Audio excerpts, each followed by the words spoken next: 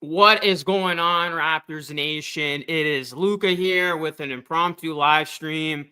It's Saturday night, so I thought, why not? Let's fire up a live. First time doing a live on this channel in probably like a year. So yeah, I thought we'd go live, talk a little bit about the trade deadline, see if we got any questions to get into, all that good stuff. Just kind of a chill stream. Go live for about 30 or 40 minutes here. And yeah, we'll talk about the Toronto Raptors. Of course, the NBA trade deadline, it's not for a little while, February 5th, but honestly, it's going to get here in no time. And there have been a couple of big names already that have been surfacing in terms of who the Raptors could potentially move. And as you can tell by the thumbnail, I think those are the four most likely trade candidates for the Toronto Raptors, that being Jakob Poeltl, Bruce Brown, Kelly Olynyk, Chris Boucher. Of course, if you watch some of my previous videos on this channel, I've already told you kind of the pecking order of what I see in terms of the Raptors making moves when it comes to those players. The good news for the Raptors is at least Bruce Brown will have some time to get that trade value up, because it has been reported today at Raptors practice, Josh Lewenberg saying that Bruce Brown is slated to make his season debut against the Atlanta Hawks Sunday night, so tomorrow night, if nothing changes radically. So Bruce Brown is officially questionable. He should make a season debut. And that's good news because Brown has not played all season, recovering from that knee surgery. He's been a hot name when it comes to the rumor mill. So it's going to be good to see Bruce Brown get out there, get back to the player that he once was. Jakob Poeltl is questionable as well. So we'll see if he's back. Obviously, this is a much better team with him in the lineup. Poeltl, he did practice, so that's a good sign. Jamal Shed, knee, Walter, illness, Mitchell, illness. They're questionable as well. And then Emmanuel Quickly, of course, that's the big return still lingering as he remains out per Josh Lewenberg. Of course, if Brown does come back, that means Quickly is going to be that other long-awaited player that we hope to see with this Raptors team. But I think with the Raptors, guys, it's going to come down to how aggressive of a seller they're going to be. Who are they going to try to shop? I said it in the pod yesterday that I think it's going to come down to Chris Boucher and Bruce Brown. Jakob Poeltl, things can change, but I just don't think the Raptors are going to trade him based on how much better he makes this team. Like, I'm thinking long-term, not just for the season. Like, him making the Raptors bad by not playing this season works. As we've seen, the Raptors have lost games in terms of their tank. But if the Raptors want to, get back into the mix next season as a playing team, if not better, you need Jakob Poeltl. So I don't think they're going to trade him. It's going to be, it would have to take like a ridiculous haul. First round pick, obviously, a young center back in return, because the Raptors are already so thin with that center position, which is another reason why I don't think they're going to trade their only true center on this roster. And his contract is going to make it difficult to move him. So I'm leaning towards no in terms of the Raptors trading Poeltl. Strongly lean towards no. Olynyk, I don't see them trading him as well. So it comes down really to Boucher and Brown, in my opinion. And Boucher is going to be the easier of the two to trade. Bobby Marks was on the Raptors show the other day saying that he gives Boucher more value at this point over Brown just because of the contract. He's on a 10.8 expiring contract, so that's an easier number to move. Whereas Brown, $23 million, that could be a difficult number to move because you got to get the salary back in a deal. But I think Brown's going to have plenty of suitors. Shams linked the Raptors to the Lakers as a seller that the Lakers could be keeping an close eye on around the trade deadline. So I think for the Lakers, they would be interested in the Poeltl and Bruce Brown. And then Chris Boucher, you could probably get maybe a couple second rounders, honestly. And he would be a nice end of bench piece for a contending team. So yeah, if I had to rank it, I would say Boucher, Brown, followed by Poeltl and Olynyk. But that's not to say, like, again, you never know what Masai and company are thinking with this team. But I think as of right now, those would probably be the two likeliest guys out with Boucher and Brown. But guys, drop a like on the video, subscribe to the channel if you are new. And if you guys have any questions, drop them in the chat. Are you going to be doing a live stream tomorrow? No live stream. Haven't really been live streaming on this channel. Maybe that's something that can happen soon with the live streams in terms of them returning. But I mean, these last two games have been brutal by the Raptors. Hopefully, their defense can be a lot better.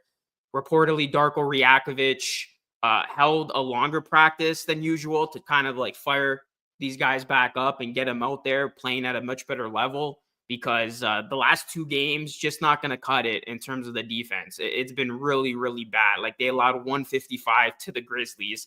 That's a franchise record for the most points allowed in a Raptors game. And then before that, they allowed 139 to the Knicks. So, like, that's not going to cut it. And I kind of ranted about this in my pod the other day. It's like, you want to see this team drop games. Don't get me wrong. I'm on Team Tank, but you still want to be respectable in these losses. Like, you want to show commitment on the defensive end. You just don't want to be cakewalked by the other team. And yeah, that defensive performance against the Grizzlies, like, that was just the bottom of the barrel. So it's no surprise Darko Rajakovic holding a longer practice, holding these guys accountable. And we'll see what kind of performance they come out with against the Hawks. Raptors got 2 games left of the 2024 calendar year. Hawks Sunday, Celtics Tuesday. We'll see what kind of fight they have. And Bruce Brown, as I said at the top of this live stream, expected to make a season debut. So that's exciting stuff. We'll see how he looks. And the Raptors, slowly but surely, it seems like, are getting guys back and healthy. Emmanuel Quickly, I hope he can come back soon, because, like, that's the other thing too. Like, it's nice in a sense that guys have been out, because it's easier to lose games, but you still want to see what this team can give you. Like, you still want to see what Quickly, Barrett, and Barnes look like together. And there's such a small sample size of those guys with Yak and even Grady Dick. So hopefully, like, we can get a stretch at some point this season. I'm not probably not going to be for the next little bit until Quickly is back, but hopefully, like, you get at least a little bit of a stretch where we do get everybody healthy, so you can see what you're working with and see if there's like something there. And as a fan, try to get optimistic about something going into next season. But then the flip side of that is, it's like, you don't want this team to be healthy for too long, because then they might mess up their chances in terms of getting the pick. So it's interesting to see what's going to happen with this Raptors team moving forward. But yeah, based on the reports, it looks like Quickly is the only guy who's going to be out. And I don't know when to expect him to be back. There hasn't been a definitive report, but I'm actually excited to see what Bruce Brown can do. And, you know, that's a guy who I do expect to be moved by the trade deadline. So hopefully he can restore some of the lost value. And I don't know, first round pick, like, that was what the Raptors were reportedly asking for last season. This season might be hard to justify that, but if Brown comes back and he plays really well, there could be maybe you can restore that first round pick for him. What's up? John Hamilton says, how great would it be to get 2 more firsts for this draft? It's a very deep draft to complete the rebuild with 4 more rookies. Well, I agree. Having more firsts in this draft would be really, really good. But really, like, the only player right now, like, the only player who's like rumored to go out on the Raptors that you could get a first round pick back is probably just Jakob Poeltl. Like I just said a second ago, I don't know if you can justify a first for Brown at this point. Hopefully that changes with him coming back and looking a lot better and being healthy, and teams can see what they're getting for him. But I think the only player you can justify getting a first is Yak at this point for this upcoming draft. So I agree, it would be really good to get a couple more firsts, but I don't think the Raptors are working with a whole ton in terms of like sending out players to get that back. Because I think, you know, Boucher, definitely like second rounder and salary filler. Brown, I would chalk it up as a second rounder right now. I'm not giving him that first round pick value. And then, yeah, like I said, the only one's Yak. So, look, the Raptors, like, they're in a rebuild. Obviously, this team needs a lot more talent. So hopefully they can get a top prize, and all this losing, all this suffering amounts to something by the end of it. Because, yeah, this team needs more talent. And when you're a rebuilding team, you're early into it. This is technically their first full year of the rebuild. You want to get a prize. And this draft, very, very stacked, highly touted. And right now, the Raptors do have the 3rd worst record. So you get a top 3 pick, it's going to look good for this basketball team. I like to pick up a couple of stretch fives, couple of wing defenders. I think the Raptors definitely need another big. Like their center depth is very, very thin. Like we see it. Yako's down, and this team just falls apart. Like their rebounding's awful. Their defense becomes even more awful. Like Kelly Olynyk's not a true center. Boucher, Mobo, those are small ball centers. They're not going to cut it. Fernando, we saw him in stretches. Like, yeah, like that's not the solution. Chomche, I think, is way too young, way too raw still. So I think that's going to be something that they need to address. They got to get another big. They got to add on that center depth. And then, yeah, I agree. They need another wing defender. I mean, we see it. Like, there's been stretches where Grady struggles defensively, and the Raptors could definitely use another defender. And this is all going to be taken into consideration going into next season, when you would think, like, if this is another horrible year, which it's looking like it is in terms of like eating a lot of losses and just bottoming out, like you would think next season they're not going to have another tank-esque season. Like next season is going to be like, okay, like, barring health, like let's go let's go out there and compete. Let's really see what we have in this group, and that you can see them work around the edges of filling in some needs that they need. But I agree, yeah, you need a backup big, and you need some more defense on this team. And like that's the thing, right? Like the Raptors have always prided themselves on defense, and I think in order for them to get back to a competitive style of play, like going into next season and beyond, they're going to have to become a better defensive team. And Darko, we haven't really seen like any development on that side, and that's the concerning part to me. Like offense, I said it before, like they've looked good in stretches. And, obviously player development has been on the forefront. We've seen the massive growth from certain players on this team. But the defense, like we haven't really seen like much like under the Darko Rajakovic tenure. And obviously, like this is a young team. They're not a good team right now. So you cut him some slack there, but you want to start to see a little bit of progress made. There was like a stretch, I think, where the Raptors actually did have decent defense. I want to say it was like early November. It was like for a 4 or 5 game stretch. And yeah, since December, it's just completely hit a wall. And these last games in particular, like it's been brutal in terms of the defensive effort. So yeah, we'll see. We'll see kind of, how this team looks as we get closer to that trade deadline. But the Raptors most definitely going to be a seller. I don't think this team's going to add anybody. Although I think I did see a report that the Raptors could potentially add someone. I think they were linked to Zach LaVine. Like that would be horrible. And I know I've seen like some chatter online, De'Aaron Fox, like should the Raptors go for him if the Kings blow it up? Like the Raptors are in no position to be adding players. You want to do this thing right. You want to rebuild correctly. You want to go through the draft. Like you're a seller at the deadline. Like there's no way around it. And I think the question with that is how aggressive of a seller the Raptors are going to be.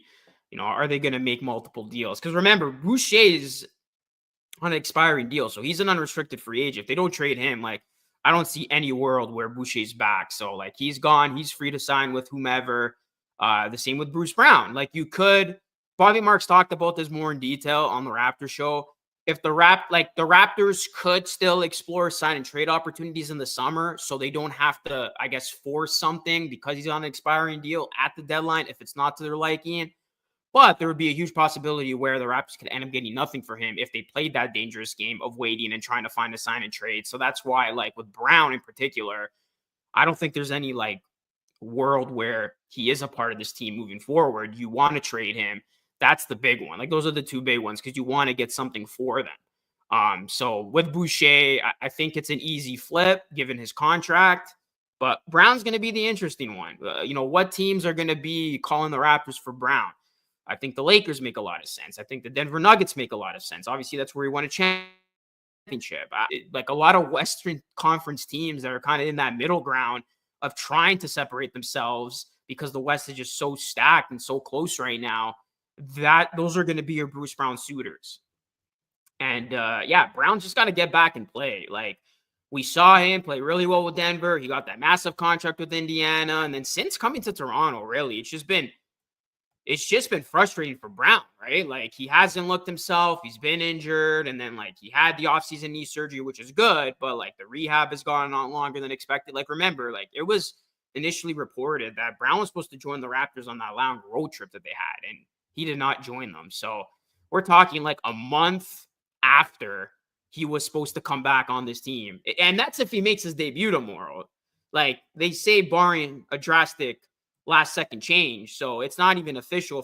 Brown's making a season debut. He's questionable, but the intel suggests that he is going to play. So that's important. At least if Brown comes back, let's just say tomorrow, he has a full month before the trade deadline to, show people what he can give them.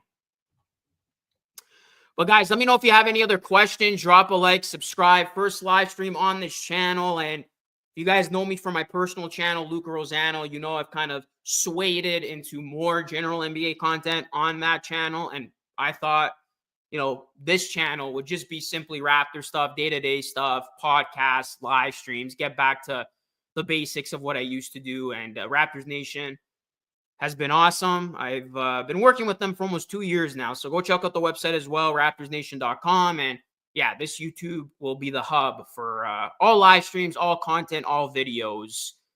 And maybe we'll get back to the live streams. Probably not this season, but going into next season, maybe I'll get back to doing the play-by-play stuff. That was a lot of fun when I did the Raptors play-by-play back in the day. The championship run especially. That was a lot of fun. But who do you guys think the Raptors are going to trade at the deadline? Do you think it is going to be an aggressive trade deadline for the Raptors? There's obviously a world where they do nothing. That's definitely not out of the realm of possibilities. We know with Masai, he never rush anything. So that could be something where the Raptors just don't do anything. And they could certainly do that, right? They don't have to trade Boucher. Maybe they just are okay with losing him after the season's done. I don't see them bringing him back under any circumstances. And then, like I said, with Bruce Brown, maybe they do feel good about their chances of executing a sign and trade in the summer where they could get more from him. And they give Brown more of a leash to end the season to prove himself. Because really, if Brown comes back, you only have a month. And then if he doesn't play well or he gets injured again or has a setback, like you're cutting yourself thin. So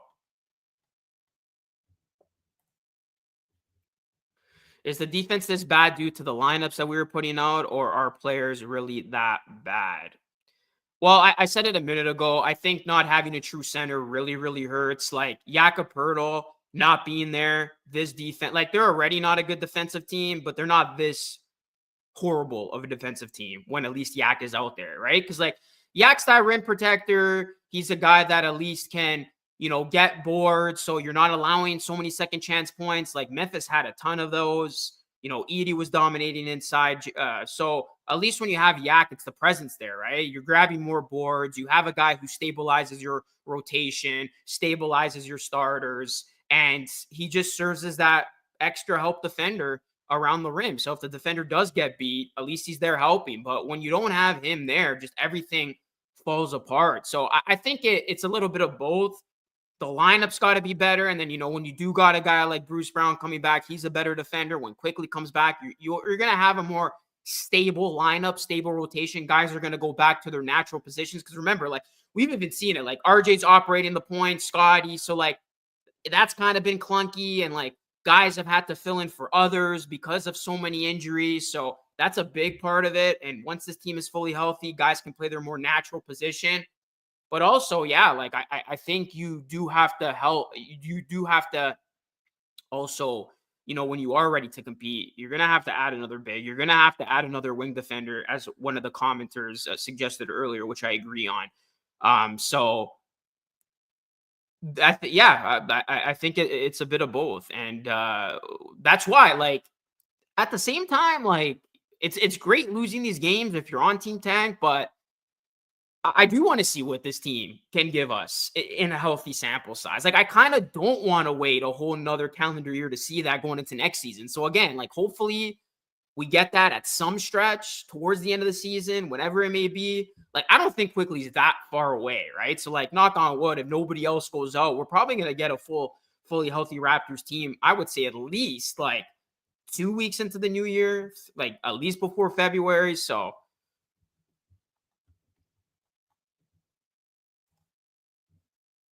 we're lucky to have Jakob. Can't believe people want him traded. Yeah, and look, Gideon, I said it before, so I was on team trade Jakob Poeltl. because I was under the impression of like, you got to be really bad to obtain one of those top 3 picks. And we see it with Yak out. This team is really bad. So if they trade him, you ensure that. However, you get rid of him, and yeah, your defense falls apart even.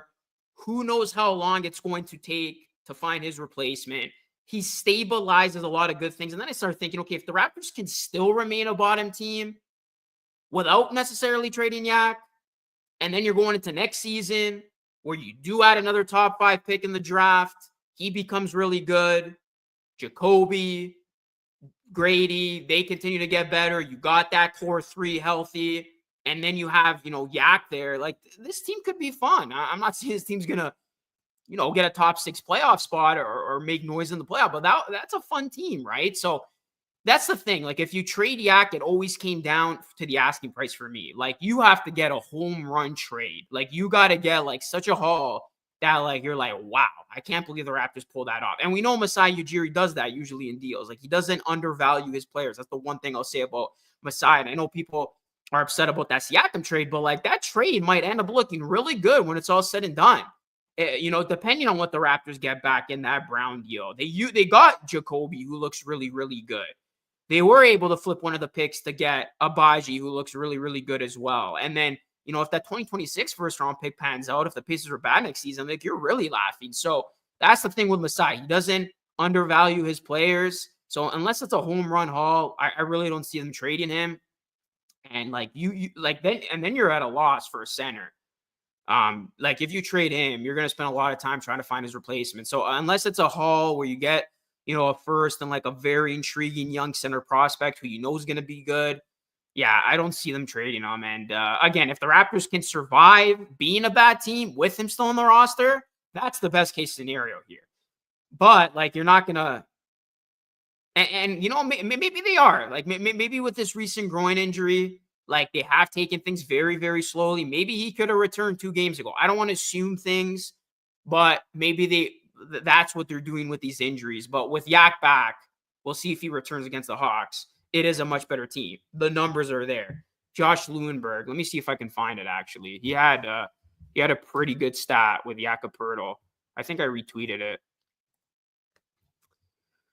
But yeah, like, that's the best case scenario, right? Like, if you can remain a bottom 5 team with Jakob Poeltl still on your roster, I think, yeah, that's just a bonus. So then, you keep them, and next season you could be in a really, really good position. Yeah. So right here, guys, this says it all about Yak, right?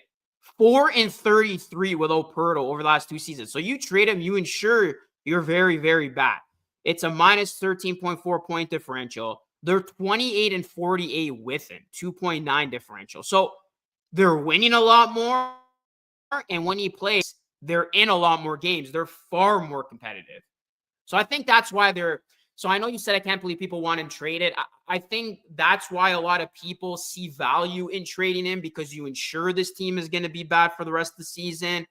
But like I said, a perfect world, this team remains bad with him. You keep him. He makes them a much better basketball team. And then you're cooking going into next season with another top pick. So I guess right now, like, yeah, I'm off trading Jakob Poeltl.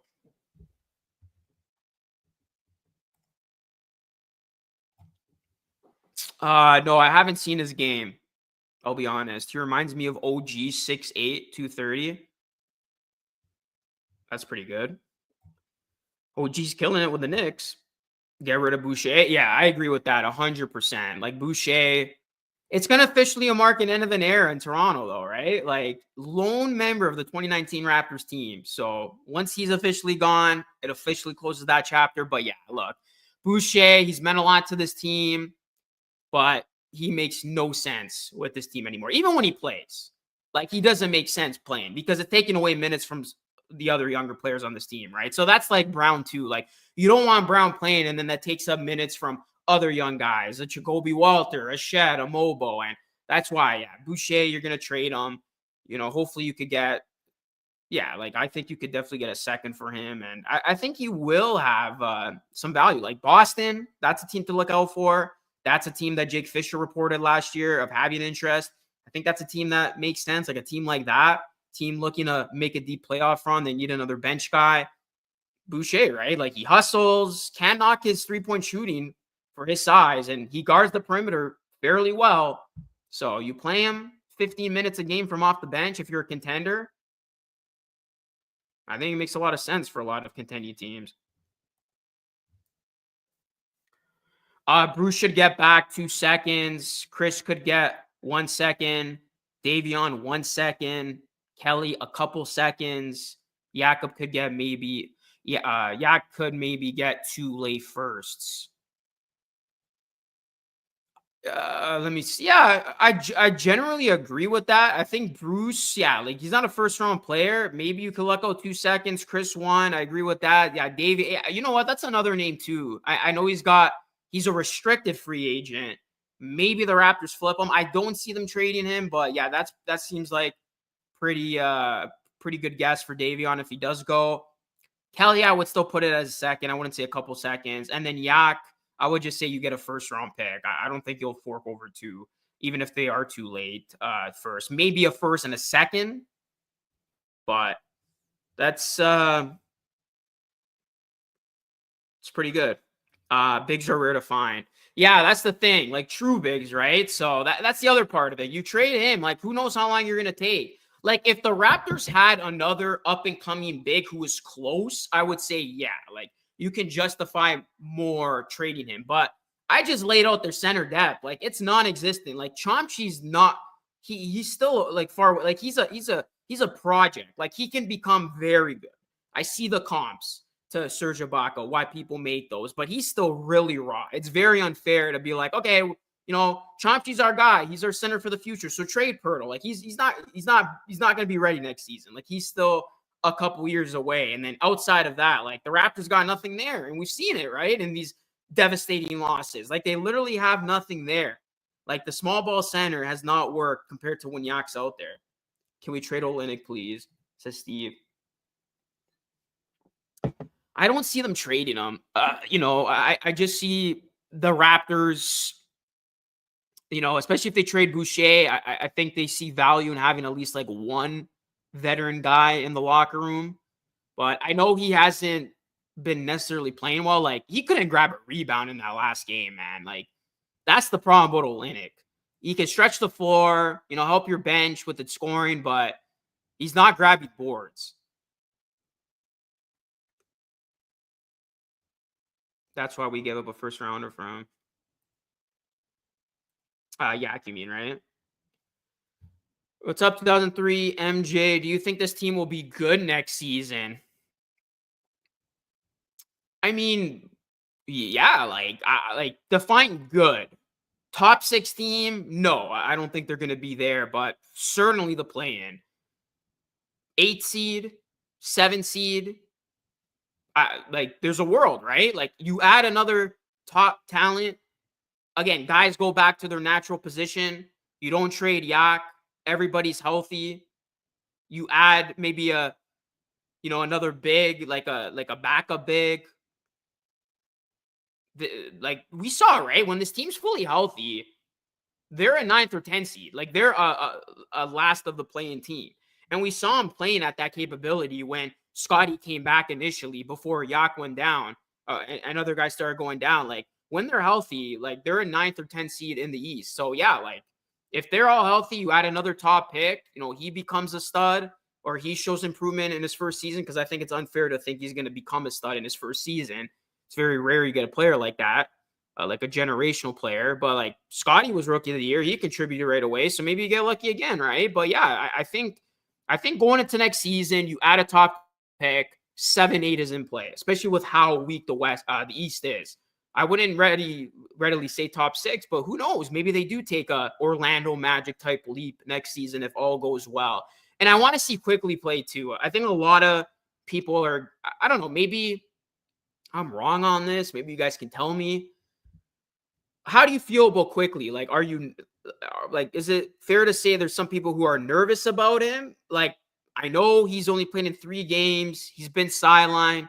Maybe they're taking it very, very cautiously with him, which is a smart move. But remember, like the Raptors paid him very, very handsomely, right? Like he's got to show us that he's worth that money. So I want to see quickly like play, right? Like I'm torn because like with him not playing, this is the worst team, and you want to get that pick, but at the same time, you want to see what he can give you. You want to see how he looks, freshly paid, with playing alongside RJ and Scottie, and with the starting five. So I think it's going to be a big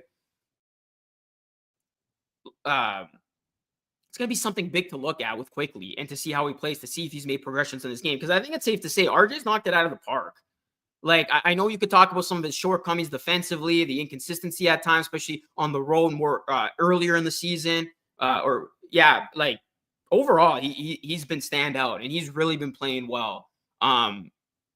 So yeah, quickly, I want to see the progression he makes, because people are expecting quickly to make that jump. I am expecting quickly to make that jump. I think it's crazy to think, okay, like this guy's the next Tyrese Maxey. I know he's kind of similar, but like you want to see him play well. And I think when the Raptors gave him that big contract, you projected him to take a leap at some point. So I'm really curious to see what Emmanuel Quickly we're going to get. Because remember, this was going to be his first full season as a starter. And then injuries have just ruined the momentum for him. They should play Chomche. We have no bigs. It's hard to watch. Well, we saw Chomche towards the end of that Grizzlies game, but I think Chomche, they're taking it super, super slow with him. Like I said before, he's a project. And I think Steve's got it right here. He's far away, maybe 3 years away. Like they're taking it really slow. And really, I can't argue against that. I think it's unfair to like start playing him heavy minutes in a rebuild. Like he can be a special player. I definitely see it. I don't think the Serge Ibaka comp is crazy to say because of his defensive ceiling, but I think it's going to be a slow burning process with him. Peter says Raps should trade Barnes. He sucks. That's crazy. Crazy take. But, I mean, Barnes the guy, man. They paid him. He's the franchise guy. What I'll say about Barnes is I want to see more in his leadership qualities. I talked about this on the pod. Like, when you're getting your ass kicked and, like, your defense is, like, your defense is reeling, all that stuff, like, who is the leader on this team? Like, who's getting these guys, like, mad, upset, regrouping them? Like, we got to at least show some fight.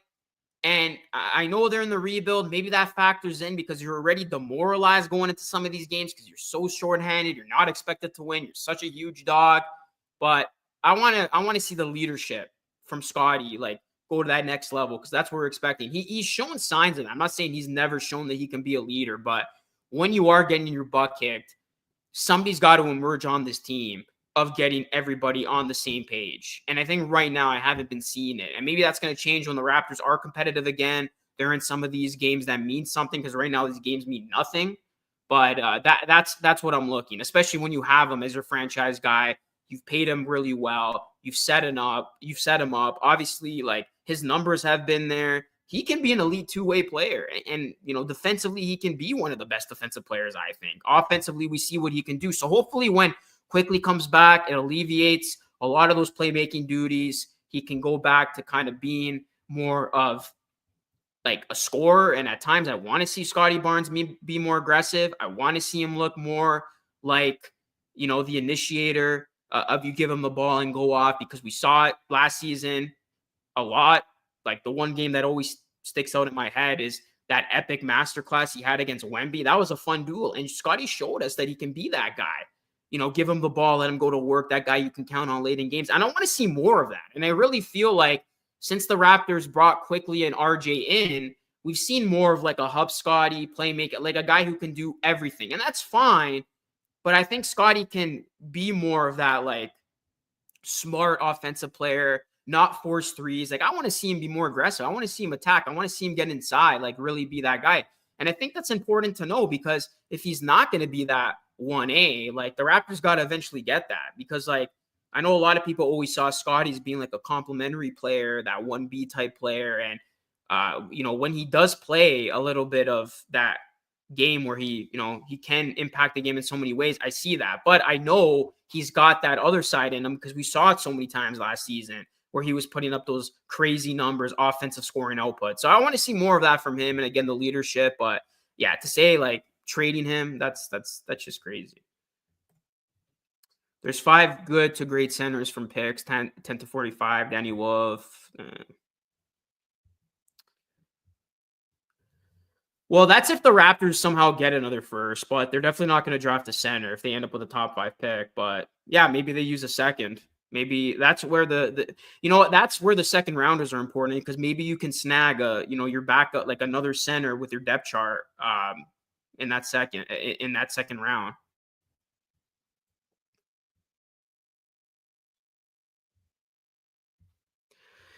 Yeah, I think it's like the number one is obviously Cooper, but I'm a really big fan of Ace Bailey, and I think that would be a big get for the Raptors. I liked what I've seen from him. I think Kevin Durant spoke highly about him the other day, if I'm not mistaken. So yeah, I would definitely be happy with an Ace Bailey. I would trade quickly for Fox. Contracts match. Yeah, the Kings are not doing that. I'll tell you that much. I mean, you would have to add a ton of firsts. And again, the Raptors are not in a position to be buyers at this point. You don't want to start forking away future firsts. So, like, it's interesting to see what happens with Fox, Miami, Lakers. I think those are teams that could potentially make a deal. But yeah, Raptors, like I said earlier, they should not be in on De'Aaron Fox at all. Do you think RJ will be an all-star? That's an interesting question. I think he's just going to fall short, but of course the fans got to keep voting, right?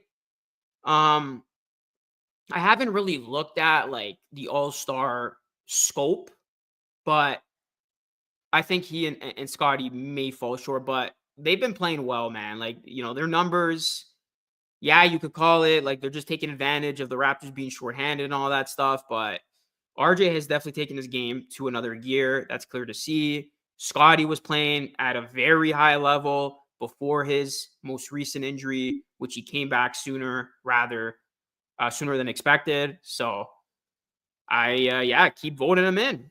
Keep getting those votes up. But I think maybe if there's like injury stuff like that. Remember, that's how Scottie got in with an injury replacement.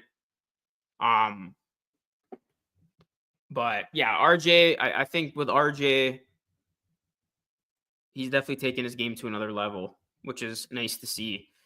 It's crazy to think Scottie sucks.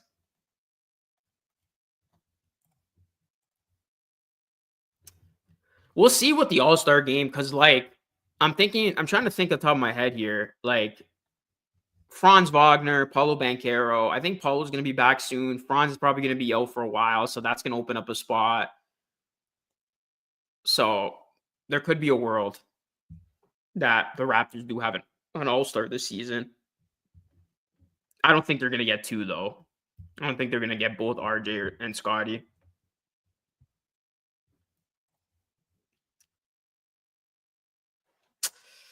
This is good right here. This is really good. What do you think of Grady Dick this year? Who has a higher ceiling, him or Jakob Poeltl? That's a really, really tough question. And I don't think I can answer that right now. Like, I want to see more from these guys, but Grady overall, he's taken that nice jump, right? Sophomore season, I think he's kind of slowed down a little bit compared to how he was playing at the beginning of the season. Like, he was crazy, man. Like, he was averaging the most points out of all the sophomores, like ahead of Wemby. Like, he was just lighting it up, taking advantage of all the injuries, really showing us a lot. And I think he shattered the narrative that he's just a spot-up shooter, like 3-level scorer, did a little bit of everything. Defensively, he's got his lapses. Want to see him become more of a defensive player. But then you look at Walter. He's rising. He's showing you he's got a knack for the ball, that defensive intensity, that tenacity, the ability that he has to go off. He had, the team's first, 14? Like, that big offensive performance he had the other night. Like, there's flashes there. And he's quickly rising. Like, the Rookie of the Year race is wide open. And, like, he continues to trend upwards. Who knows? That's all I'm going to say. So, that's a very tough question. I think they both got their flaws, their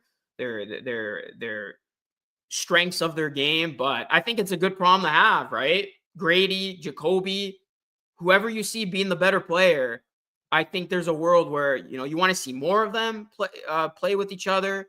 And there's a world where everything can work out and you have both those guys performing at a high level on your roster. And then you can make the decision after about, okay, who's more worthy of being a starter. What I did say initially before the season was Walter was eventually going to show that he overtakes Grady. That's what I said before the season. After seeing what I've seen, I'm still very undecided on that. And Walter, remember, it was kind of hard to gauge him early on because he was out. And then he was kind of like hampered with injuries coming in, coming out. But now that we're seeing him carve out a consistent playing time, we like this could be really, really special. Yeah, you see that two-way play. And that's why I chalked, and that's why I said he's got the higher ceiling than Grady, again, before the season started, just because of the defensive upside. I think Grady can be the better offensive player, but Walter has that defensive upside. And if he can be consistent with his offensive game, because I know he was sort of like that inconsistent scorer at times, but he came out of college being that elite scorer. If he put it all together and realized that true potential, yeah, like you would think Jacoby's that guy. Like he has a chance to be really, really good. So that's what I said before the start of the season, that I envision Jacoby being that starter, Grady being that kind of sixth man, but both have made their case. And it'll be interesting to see who kind of outshines the other when guys come back healthy, when minutes are more limited, and who really makes the most out of those minutes. But I love what I've seen from Walter, like the little things, man. Like, I forgot who they were playing, but like this dude's diving on the floor. He ended up getting the ball at midcourt. What game was that? And then, and that led to a bucket on the other end. Just little things like that. Like just the hustle. Like it's the hustle plays that he shows you. You do see the defensive upside. And then if he puts the offense together consistently, like he's fun. He's very fun. Yeah, I think that's a good way of putting it. Jacoby has two-way potential. Grady has a higher offensive upside. So, again, if you're the Raptors, good problem to have. And I want to see these guys play a lot more and, play with each other. That'd be fun. Lineups that incorporate both. But who do you guys think has the higher ceiling between Grady and Jacoby? I guess because Jacoby has that elite two-way potential, you would say, like, if I had to pick, I would say Jacoby. But Grady, I like, all things considered, I have not been unimpressed by what I've seen from him. And that was another guy that you wanted to see more from, right? From his rookie season.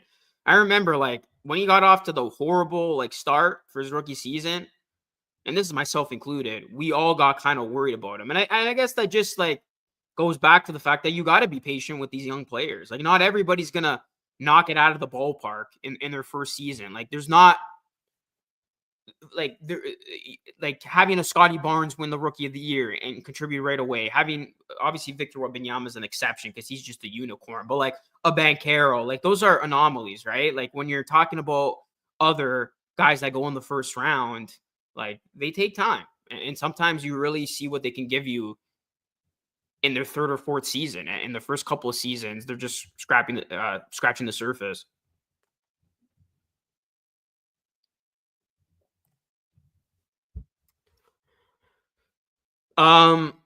I think Flag's going to the Jazz, man. Like, I don't know. Maybe you can say a part of me believes that whole narrative that they're going to want the next big thing to go to another team, an American team per se, in the American market.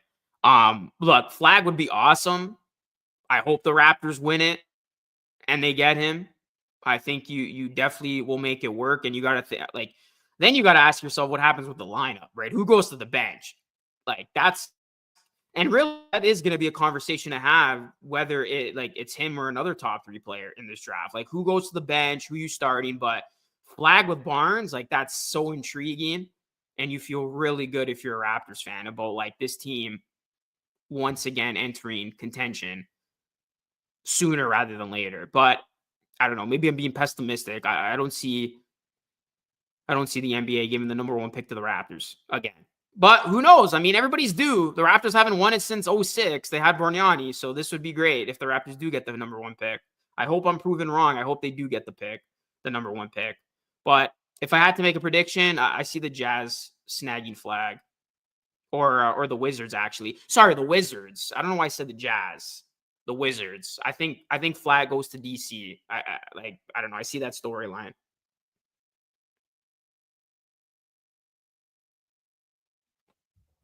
Jazz or Wizards. I just think I said the Wizards because a Western Conference team got Wemby, so maybe you kind of balance it like that. You imagine the Jazz do get him, though. You're having Cooper, Flag, and Wemby in the West. You know what? If the Raptors don't get Flag, yeah, he could go to the West because I don't want to see that guy 3 or 4 times a season.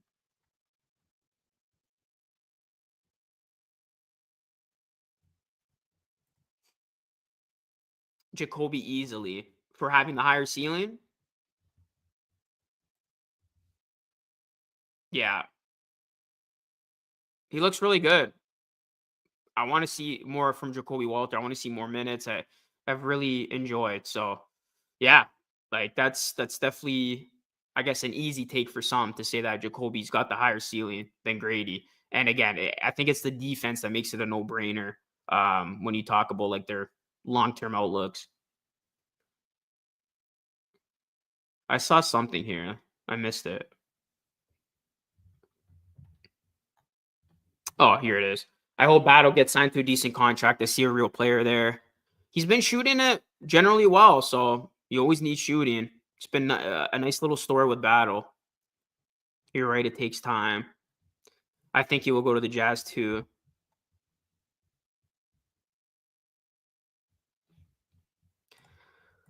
You know what? I'm gonna let me do it right now. I'm gonna do it. Let's have some fun. I'm gonna end the stream soon. So you know what? Before I get out of here, let's have some fun.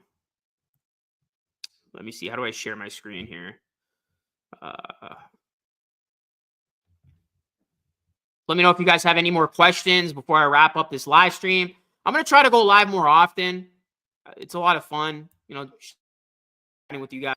I'll try to. I don't want to promise and then under deliver, but I will try to go live a lot more. Like I hadn't done a live stream in like a year. And I want to do more live streams on this channel. So I'll definitely go live a lot more. This is fun. So make sure you guys keep an eye for that. Just kind of do like these Q&A, like talk about the latest type streams, incorporate it with the pods and the videos. All right, let's see if I did this right. All right, let's do this, guys. Here we go. I'm getting bombarded with all these ads. But let me do a tankathon here. Let me do a live 2025 NBA draft lottery simulator. Gonna just do it one time and we'll see what we get.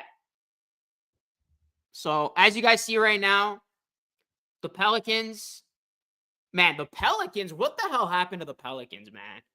Like they've been decimated. Like it's scary to think the Pelicans could get Cooper Flag. Like I hope they get healthy. Because I do have visions of the Raptors passing the Pelicans, these guys dropping. Like the Wizards are flat out bad. They're going to continue to drop. But come on, in a perfect world, you can't tell me it'll be Wizards with the worst record followed by the Raptors. Like the Pelicans got to start winning some games. Like this was a team that I had. Like I feel dumb to say this, but I had this team, I think like 7th. Like it's crazy how they've fallen off a cliff. And who knows what they're going to do if they're going to trade Zion or this and that. But that's a team that nobody's really talking about. Imagine they get Cooper Flag and then they somehow make it work with some of the pieces they have. I think Trey Murphy's a phenomenal player, Herb Jones, all that. But anyways, I'm talking too much about the Pelicans. Pelicans, Wizards, Raptors, Hornets, Jazz. That's the top bottom 5 right now. And really, like, what I like is the Raptors have built a comfortable lead. They're 2.5 back from the worst spot. And then I think if you're in the bottom 5, you get a top 5 pick, you're grooving. And the Raptors, as you can see here, they've built a little cushion between them and the Blazers, who have the 6th worst record. And the Blazers have been winning games. So There's some cushion there. So I think that's good. And then right here, guys, you see it. Season ended today. Raptors will have a 52.1% chance at a top 4 pick. And here's the money right here. Why it's important to end with the third worst record when it comes to these hopes right here of the number 1 pick. The bottom 3 teams equally have a 14% chance at the number 1 pick. And even if you fall to 4, it's 12.5. So it's not that far off. And then fifth, as you can see, 10.5. So again, bottom 3, you're cooking. I still think you're grooving, though, if you're bottom 5. All right, let me shut up and let me do this simulator. Let's go. First time. Let's see what we get here. Oh, my goodness. This is terrible. I hope this doesn't happen. This is terrible. Could you imagine? Like, man, that's terrible. The Pistons finally get the first pick when they're good and they go up 10 spots. And the Raptors go to 6? Nah. Screw that. We're not doing that. I'll do it one more time. This is even worse. Philadelphia gets the number 1 pick in this. Oh, my goodness. You know what? This does show that you never know with these damn things, man. You never know with these lotteries. Look at the Hawks last season. They had no business getting the number 1 pick. But I hope those 2 simulators, that does not happen in any capacity.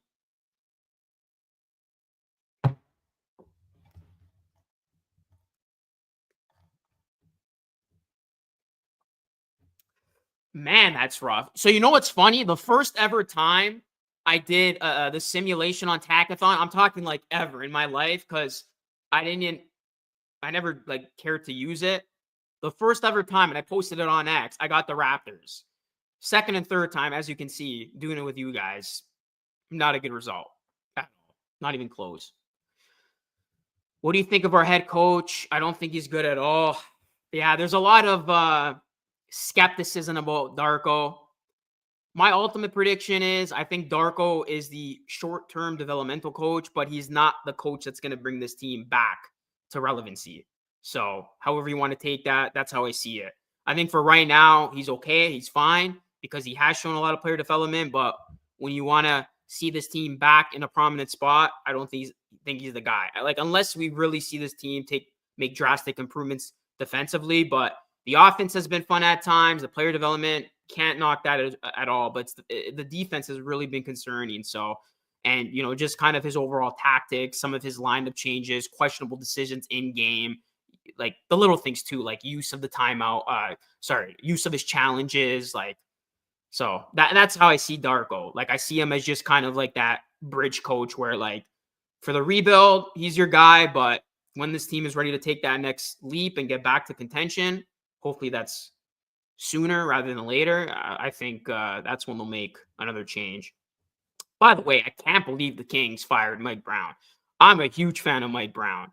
Like, that is just ludicrous to me. Like, good coaches are hard to come by. And when you see stupidity like that, a guy who ended your 60-year playoff drought, that just boggles my mind. So the NBA coaching business is rough. Like, it's like you win coach of the year and you're getting canned. Like, the only one who has survived that curse of winning coach of the year is Thibodeau over the last, like, 4 or 5 years. It's crazy. Remember infamously with Dwayne Casey? He got fired and then he won it. And then, yeah, Nick Nurse, obviously. Casey's still the craziest one to me. Like, his face says it all. That photo when he receives the award, like, he was out of a job at that point. So yeah, like, good coaches are hard to come by, man. And there's very little patience, obviously, when you're expected to compete. But in a rebuild, you have a longer leash, and we'll probably see Darko for the next little bit. Pick up Mike Brown, right? Like, I'm a huge fan of Mike Brown. When the Raptors are ready to compete, like, go get him. But obviously, Mike Brown is really good. I think he's going to be he's not going to be out of a job for long. Next season, I think we'll see him back in.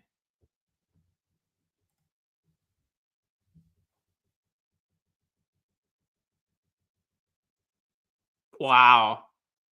I didn't see that. I saw he ripped the firing. He said something about like they don't have balls, which I think is very good, like good for Mike Malone for not keeping quiet, like speak your mind. Because I thought it was BS. Like, let's be real. We all saw what went on. Like, Mike Brown was the scapegoat. And that's so true what I'm reading right here. When you win, the credit goes to Fox and Sabonis, but when you lose, the blame is on you. It's true, right? Like, that's why head coaching is so damn tough, man. And really what the Kings did is they chose Fox because apparently those guys butt heads. And it's unfortunate because like you're always going to choose 9 out of 10 times your star player over the coach, but Mike Brown did not deserve to go. He was nowhere near being the problem on that team. It is a poorly constructed team. And I saw the writing was on the wall, especially when they made the move for DeRozan. Like, that is just a very clunky team. They are better off just building from what they had when they had broken their drought. Like, DeRozan was not the answer, and Mike Brown being gone is certainly not the answer. So, it was very unfortunate. Well, we'll see. Like I said, I don't think he's going to be out of a job for too long. We'll see, who's his next team. But, guys, I'm going to wrap it up here. Let me know if you have any final questions. I wanted to go about an hour, so we're hitting that mark here. But, yeah, guys, like I said, this was a lot of fun. We had some people in here, which is great. As I try to grow this little channel. Right now, we're very, very small. Started this channel from absolute scratch. Going to keep this just all things Raptors. So, going to be going live a lot more often. Definitely stay tuned for that. More podcasts, more videos. And you can check out all of my written work over at raptorsnation.com. I just hit 1,000 articles. Next goal for me is to get credentialed. That would be awesome if I can start going to the games and getting the good stuff, getting the scoop. But this has been a lot of fun, guys. Definitely going to do a lot more lives going forward. Drop a like and subscribe. Dorian Finney-Smith is about to be sent to the Grizz. Yeah, that's a guy who I definitely see being traded. That was such a boneheaded play, man. But hey, credit to the Pistons. They're on a 3-game win streak, guys. So you know what this tells me? For as painful and torturous as rebuilds can be, there is always a light at the end of the tunnel. It's taken the Pistons longer than expected, but you're starting to see that light seem through. And the Wizards might be the only exception to that rule because they're horrible, but they get flagged. They'll be back on their feet. So for as bad as rebuilds are, there is almost always the light at the end of the tunnel. The Magic, they're prominent. They're major players. They had to eat dirt for so many years. Thunder. So that's the motivating words for Raptors fans as we sit through all this losing for now. That's crazy. Tip of the cap to that. That's as a betting man myself, I was furious I didn't put money on the Pistons because I had a feeling they were going to win. But to do that on the live comeback, you are a sicko. You're a crazy man, but credit for the big win. All right, guys, we're going to end it there. Thank you so much for joining. Drop a like, subscribe to the channel if you are new. That is it for me. It's Luke signing off. I'll be back with a video, if not tomorrow, the day after. Keep it locked and loaded on the Raptors Nation YouTube channel. Thank you guys so much for watching. Until next time, stay safe.